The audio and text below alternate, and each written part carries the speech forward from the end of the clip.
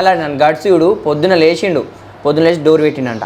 Door పెట్టి పరదేసిండు. ఆ కట్టెని వేసి మెల్లగా బయటకు వచ్చిండు. బ్రష్ చేసుకున్నాడు.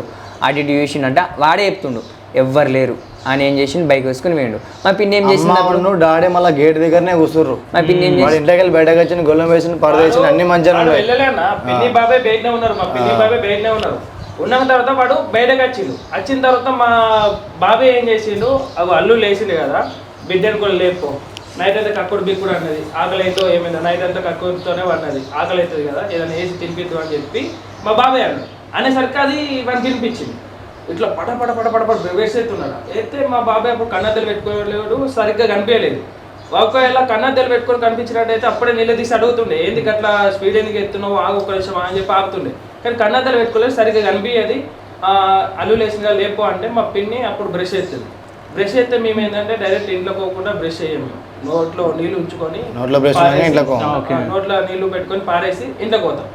వాడు ఏం చేసిండు, మా పిన్ని మెట్లెక్కే టైంలో వాడు నోరు అడుక్కున్నాడు కదా, మెల్ల బయటకు మా పిన్ని లోపలికైన తర్వాత నోరు నీళ్లు పోసుకొని ఉంచేసిన తర్వాత మా బాబాయ్ కూడా ఇక దుకాణం ఉన్నది కదా, చిన్న దుకాణం, ఆ దుకాణం కూడా ఆయన గురించే. ఎందుకంటే జాబ్ చక్క ఏత్తలేడు, ఏ పని లేదు, ఈ దుకాణాన్ని నడిపించుకుంటాడని చెప్పి వాని గురించే పెట్టించారు.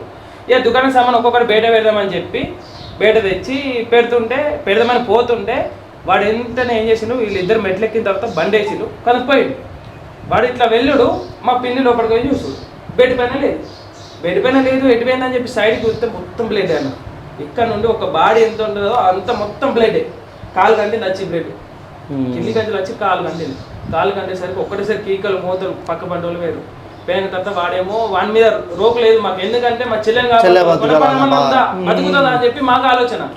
మా చెల్లె దగ్గరికి పోయినాం, హార్ట్ బీట్ చూసినా కొడుకుంటలేదు, ఎక్కడ చూసినా కొడుకుంటలేదు. చలో కొన్ని పోదాం ఎట్లయితే అని చెప్పి కారు వేసుకున్నాం, పోయినాం. అక్కడికి వెళ్ళిన తర్వాత వాడిన కూడా సిబిఐ వేసిండు, ఏం చేసినా కానీ బతకలేదు. ఆ తర్వాత వీడు ఎక్కడ ఉండో అని చెప్పి లెంక లోపే మాకు దొరుకుతాడని అనుకునే లోపే పోలీసు వాళ్ళు దొరకబట్టారు, జైలు వేసేసి.